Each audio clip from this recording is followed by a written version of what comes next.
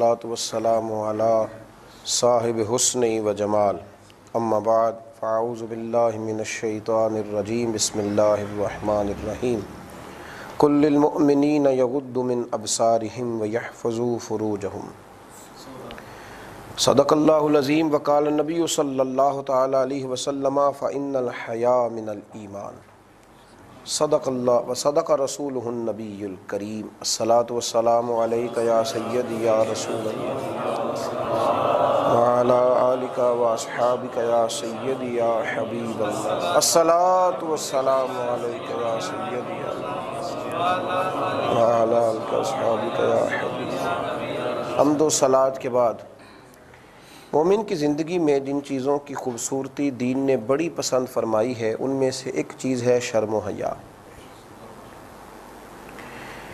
جو لوگ بے باک ہوتے ہیں بات کرنے میں، چلنے میں، کھانے پینے میں، اور اپنے آپ کو کسی بھی زاویے میں اور کسی بھی دائرے میں بند کرنا پسند نہیں کرتے، دین ایسے لوگوں کی حوصلہ افزائی نہیں کرتا۔ حاضرین و ناظرین، اس بات پر ضرور غور فرمائیے کہ انسان کا حیا دار ہونا اسے وضع دار کرتا ہے۔ انسان جب حیا والا ہوتا ہے تو اس کی گفتگو میں خوبصورتی ہوتی ہے۔ اب لوگوں نے بہت زیادہ بولنے کا نام اور ہر ایک کی پگڑی اچھالنے کا نام بے باکی اور نڈار اور بے خوف ہونا رکھا ہے، حالانکہ اسلام شرم و حیا کا مذہب ہے۔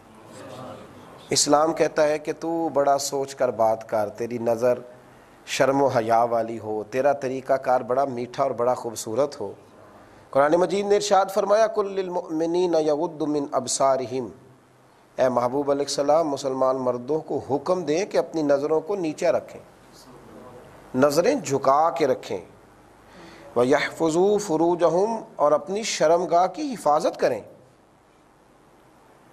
ایسے ہی اسلام اتنا خوبصورت دین ہے کہ وہ یہاں تک کہتا ہے کہ تیری نظر میں بڑی شرم و حیا ہونی چاہیے۔ نظر بہکتی ہے تو باقی سارے معاملات بھٹکتے ہیں۔ فرمایا پہلے اسی پر پابندی لگا، سمٹ کر چل، سمٹ کر کھا، سمٹ کر گفتگو کر، اپنے لفظوں کا، جملوں کا، طور طریقوں کا وزن کر۔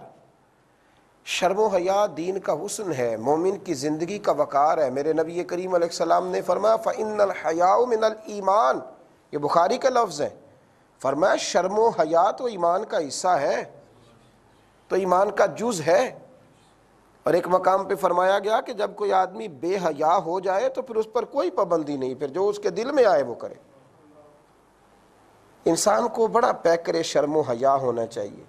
یہ جب سے لوگوں کو آزادی ملی ہے مرضی کی بات کرنے کی تو حال یہ ہو گیا ہے کہ اب کسی کی شرم و حیا باقی نہیں رہی، کسی بڑے کی، کسی بزرگ کی، کسی بات کی کوئی شرم و حیا نہیں۔ میرے نبی کریم علیہ السلام کا اپنا طریقہ یہ تھا۔ اہل عرب کے اندر جو کنواری لڑکیاں ہوتی تھیں وہ بڑی شرم و حیا والی ہوتی تھیں، بزرگوں کی محفل میں کم بیٹھتی تھیں، ان کے ساتھ کوئی بات کرنا اتنا ممکن نہیں رہا کرتا تھا۔ جناب عائشہ صدیقہ رضی اللہ تعالی عنہ اس مثال کو مثال بنا کر، چونکہ اہل عرب کے اندر کنواری لڑکی بہت حیا کرتی تھی، اس کو بطور مثال بیان کرتے ہوئے فرماتی ہیں کہ نبی کریم علیہ الصلاۃ والسلام عرب کی کنواری لڑکیوں سے بھی زیادہ حیا والے تھے۔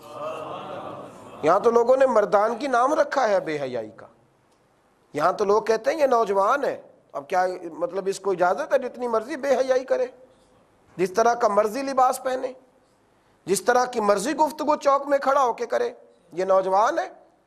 فرمایا نبی کریم علیہ الصلاۃ والسلام عرب کی کنواری لڑکیوں سے بھی زیادہ باحیا تھے۔ حضور علیہ السلام شرم و حیا کے پیکر تھے، اور صرف یہ نہیں کہ حضور علیہ الصلاۃ والسلام شرم و حیا کے پیکر تھے بلکہ میرے کریم نے اپنے صحابہ میں بھی اس فیض کو تقسیم فرمایا۔ بڑی معروف روایت ہے کہ جناب شیخین کریمین حضرت ابو بکر آئے، حضرت عمر آئے تو اللہ کے محبوب کی پنڈلی مبارک سے، حالانکہ پنڈلیوں کے اوپر تک، ٹخنوں تک اگر انسان، گھٹنوں تک اگر انسان کا کپڑا موجود ہو تو شریعت اس کو اجازت دیتی ہے، تو پنڈلیاں تھوڑی سی، حضور کی کپڑا موجود نہ تھا، حضرت صدیق اکبر آئے حضور آرام فرما رہے، جناب عمر آئے آرام فرما رہے، حضرت عثمان آئے تو اللہ کے حبیب اٹھ کے بیٹھ گئے، طامت کو سمیٹا۔ کبھی آپ جملوں کی قیمت دیکھیں تو اتنے بڑے جملے فرما دیے حضرت عائشہ صدیقہ رضی اللہ تعالیٰ عنہ عرض کرنے لگی یا رسول اللہ صلی اللہ علیہ وسلم ابو بکر بھی آئے, آپ لیٹے رہے, عمر بھی آئے, عثمان کے آنے پر یہ اہتمام؟ تو فرمایا عثمان وہ شخصیت ہے کہ اللہ کے فرشتے بھی اس سے حیا کرتے ہیں. پیک کرے شرم و حیا. آپ اب یہاں ایک بات غور سے سن لیں اور سمجھ لیں کہ جو حیا کرتا ہے اس کی حیا کی جاتی ہے. فرمائے عثمان وہ پیک کرے شرم و حیا. حضرت عثمان غنی فرمایا کرتے تھے جب سے حضور کا چہرہ دیکھا ہے کبھی اپنی شرمگاہ بھی نہیں دیکھی, اور جب سے یہ ہاتھ سیدھا میں نے حضور کے دست مبارک میں دیکھ کر بیعت کی ہے نا, حضور کے دست مبارک میں ہاتھ دے کر بیعت کی ہے, میں نے اپنا یہ ہاتھ سیدھا کبھی اپنی شرمگاہ کو بھی نہیں لگایا. حضرت عثمان غنی کا یہ معیار زندگی تھا کہ چار دیواری کے اندر بھی غسل کرتے تھے تو کپڑے پہن کے کرتے تھے. کسی نے کہا جائز بھی ہے, اجازت بھی ہے, لوگ کرتے بھی ہیں, تو اندر کس سے حیا کرتے ہو؟ فرمانے لگے باہر لوگوں سے حیا کرتا ہوں, جب تنہائی میں ہوتا ہوں تو رب سے حیا کرتا ہوں.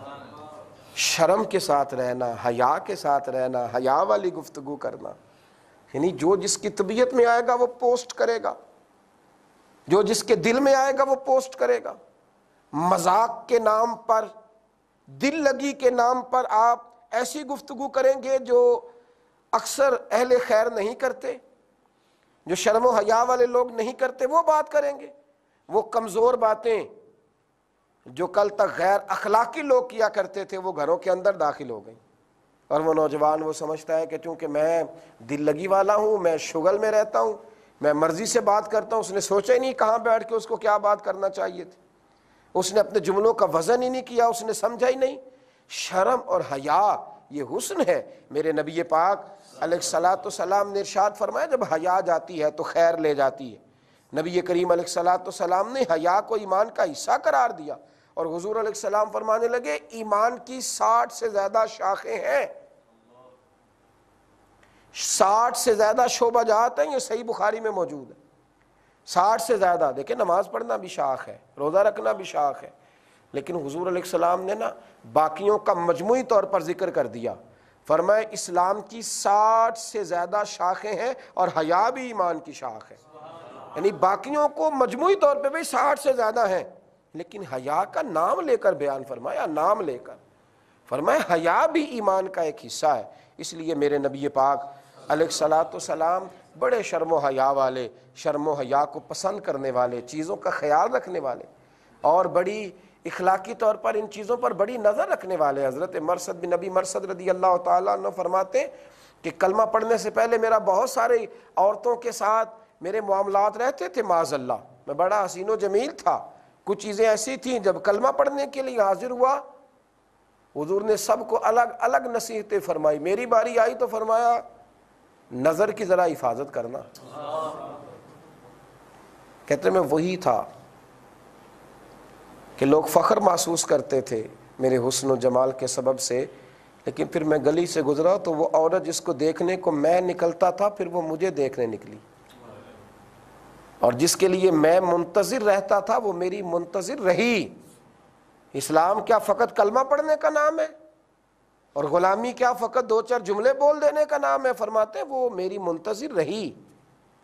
اور جب میں اس کے قریب سے گزر گیا تو آواز دے کے کہنے لگی دیکھتے کیوں نہیں, نظر تو اٹھاؤ. میں نے کہا کیسے اٹھاؤں, اس محبوب کا کلمہ پڑھ گیا ہوں جنہوں نے نظریں جھکانے کا حکم دے دیا, اب یہ جھکی رہیں گی.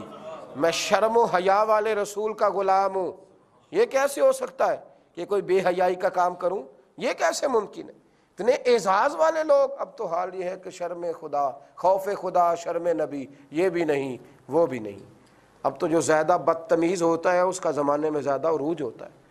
اب تو جو زیادہ گفتگو تند و تیز کرتا ہے لوگ اس سے ڈرتے ہیں. اور یہ یاد رکھ لیں میرے نبی پاک علیہ السلام نے فرمایا بدترین ہے وہ شخص جس کے شر سے بچنے کے لیے لوگ اس کی عزت کریں کہ یہ حیا کے بغیر بات کرتا ہے لہذا اسے سلوٹ کرو. آپ کیا سمجھتے ہیں کہ ہمارا روب ہو گیا ہے؟ روب اس کا ہوتا ہے جس کے کردار کی وجہ سے لوگ اس کی عزت کرتے ہیں, اچھے اخلاق کی وجہ سے, اونچے قد کاٹ کی وجہ سے لوگ اس کا احترام کرتے ہیں. وہ تھوڑا با کردار ہوتا ہے کہ جس سے ڈرتے ہیں لوگ صرف اس لیے کہ اگر بات نہ کی اس کے ساتھ تو یہ نہ جانے کیا کرے گا, اگر عزت نہ کی تو یہ جانے کیا کرے گا. تو میرے بھائی حیا کرنا, حیا میں رہنا. جامع ترمذی میں میرے نبی کریم علیہ السلام نے ایک بات ارشاد فرمائی ہے، میں جب اس بات کو پڑھا کرتا ہوں نا تو میں کہتا ہوں اگر قوم اس کو رٹ لے تو بچ جائے گی۔ حضور علیہ السلام فرمانے لگے 4 چیزیں میری بھی سنت ہے اور سارے رسولوں کی سنت ہے۔ 4 چیزیں میری بھی سنت ہے اور سارے رسولوں کی سنت ہے۔ یا رسول اللہ کون کون سی؟ فرمایا مسواک کرنا، خوشبو لگانا، نکاح کرنا، اور چوتھے نمبر پر فرمایا شرم و حیا سے زندگی گزارنا۔ یہ میری بھی سنت ہے اور سارے نبیوں کی سنت، سارے رسولوں کا طریقہ ہے، سارے پیغمبروں کا طریقہ ہے، شرم و حیا سے زندگی گزارنا۔ دبے اب لوگ کہتے ہیں کہ نوجوان کیسے ہے جی، دیکھو جی جوانوں کی طرح بیٹھ یار، جوانوں کی طرح بات کر۔ اور میں نے کہا اصل جوان ہوتا ہی وہ ہے، قد اونچا ہوتا ہے، نظر جھکی ہوئی ہوتی ہے، چہرے پہ حسن ہوتا ہے، لیکن وہ حسن دراصل اندر کے نور کا ہوتا ہے، اندر کے پیغام کا ہوتا ہے۔ حضرت سلیمان بن بشار ایک درویش تھے، ہمارے حج کرنے جا رہا تھا، بڑا خوبصورت تھا، بڑا خوبصورت تھا۔ حج کے لیے نکلا تو رستے میں ایک جگہ پڑاؤ کیا تو ایک بی بی آ گئی، اس نے مجھ سے کچھ طلب کیا، میں نے کچھ دیا تو وہ کہنے لگی یہ نہیں چاہیے۔ میں نے کہا تو تجھے کیا چاہیے؟ پیسے دیے تو ہیں۔ کہنے لگی مجھے وہ چاہیے جس کا عورت مرد سے مطالبہ کرتی ہے۔ تو کہتے میں استغفر اللہ کہہ کے دوڑا، میں دوڑا، ماتے میں نوجوان تھا، خوبصورت تھا، میں دوڑا، شرم و حیا کے سبب دوڑا۔ کہتے ہیں وہ مجھے آوازیں دیتی رہی، میں اتنا دوڑا، اتنا سر پٹ دوڑا کہ مسجد میں گیا، 2 نفل پڑھے، پھر میں لیٹ گیا، اور جب میں لیٹا تو مجھے خواب میں حضرت یوسف علیہ السلام کی زیارت نصیب ہوئی۔ جناب یوسف علیہ السلام مجھے فرمانے لگے اٹھ میرے سینے سے لگ۔ میں نے کہا کیا ہوا؟ کہنے لگے تو نبی کریم علیہ السلام کا امتی ہو کر تو نے وہ کام کیا ہے جو میں نے نبی ہو کر کیا تھا، میں نے پیغمبر ہو کر کے کیا تھا۔ یہ اعزاز ملا۔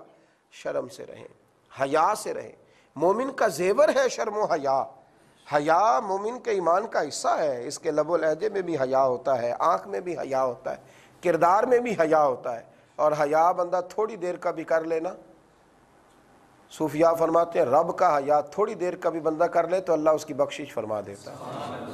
ترمذی شریف میں حدیث ہے، نبی پاک علیہ الصلوۃ والسلام نے فرمایا کفل کا نام کا ایک شخص تھا بنی اسرائیل میں، معاذ اللہ تعالیٰ بڑا بے حیا تھا، عورتوں کی عزتوں پر ڈاکے ڈالتا تھا، فحاشی عریانی اس کا شیوا تھا۔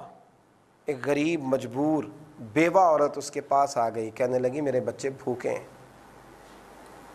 مجھے کچھ امداد کی ضرورت ہے۔ بڑا مالدار تھا، کہنے لگا امداد تو تب ملے گی جب تم معاذ اللہ میرے ساتھ منہ کالا کرے گی۔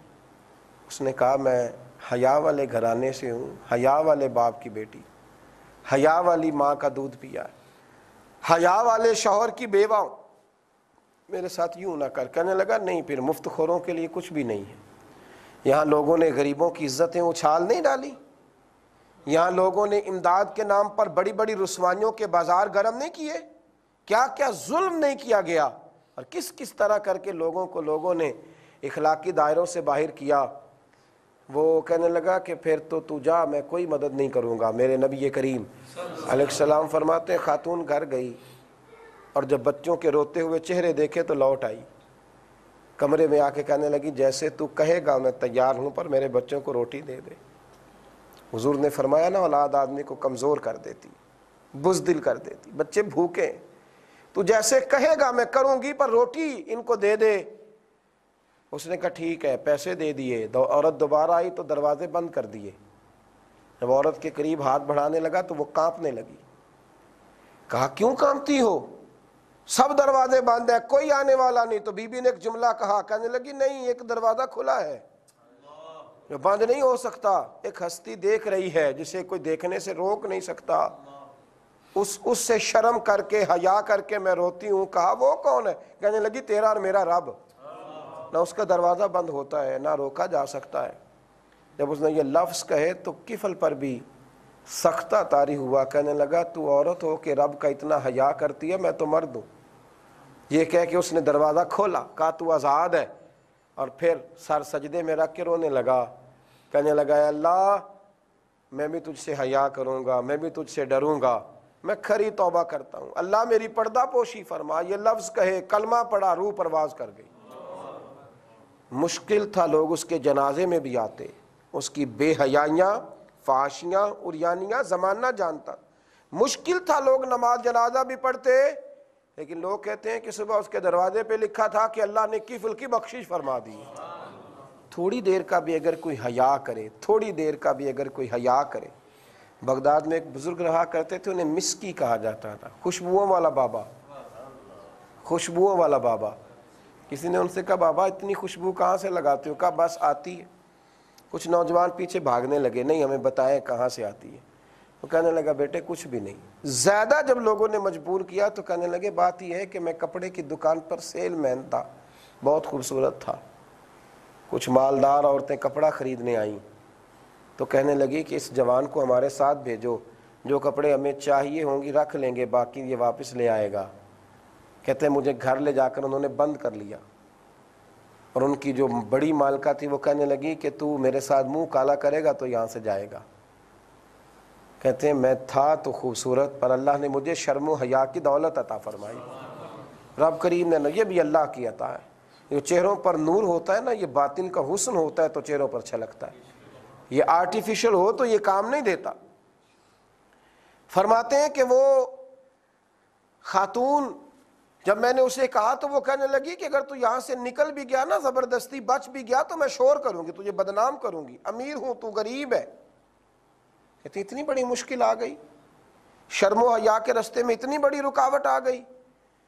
اس زمانے میں گھروں کے اندر باتھ روم ہوتے تھے اور لوگ گھر کے اندر ہی پخانہ کرتے تھے، خادم اٹھا کر باہر پھینکا کرتے تھے، یہ والا سسٹم نہیں تھا۔ تو کہتے ہیں کہ میں اوپر گیا، میں نے کہا مجھے تو واش روم جانا ہے۔ جب میں پخانے کے لیے گیا تو میں نے اپنی شرم و حیا کو قائم رکھنے کے لیے اس گندگی کو وجود پہ مل لیا، گندگی کو وجود پر مل لیا۔ جب میں نیچے اترا تو کہنے لگی تو پاگل ہے، گھن آتی، کھولو دروازہ نکال دو۔ کہتے مجھے باہر نکال دیا، میں نے ایک کنویں پہ جا کے غسل کیا، رات کو سویا تو جناب یوسف علیہ السلام کا دیدار ہوا۔ انہوں نے میرے وجود پہ دست مبارک لگایا، کہنے لگے تو نے شرم و حیا کے سبب اپنے وجود پر تھوڑی دیر کے لیے اگر گندگی کو ملا ہے تو اب قیامت تک تیرے وجود سے خوشبو آتی رہے گی۔ اور بغداد کے لوگ کہتے جب ان کا وصال ہوا تو ان کی قبر سے بھی خوشبو آ رہی، اس لیے کہ انہوں نے اپنی شرم و حیا کی حفاظت کی۔ خوشبوئیں شرم و حیا والے لوگوں کے پاس ہوتی ہیں، جب حیا نہیں رہتی تو کوئی خوشبو بھی پاس نہیں رہتی، کوئی حسن بھی پاس نہیں رہتا۔ اگر ہم چاہتے ہیں کہ خوشبوؤں میں بسے رہیں تو شرم و حیا والے رہیں۔ اللہ سمجھنے کی توفیق عطا فرمائے۔ آخر دعوانا الحمدللہ۔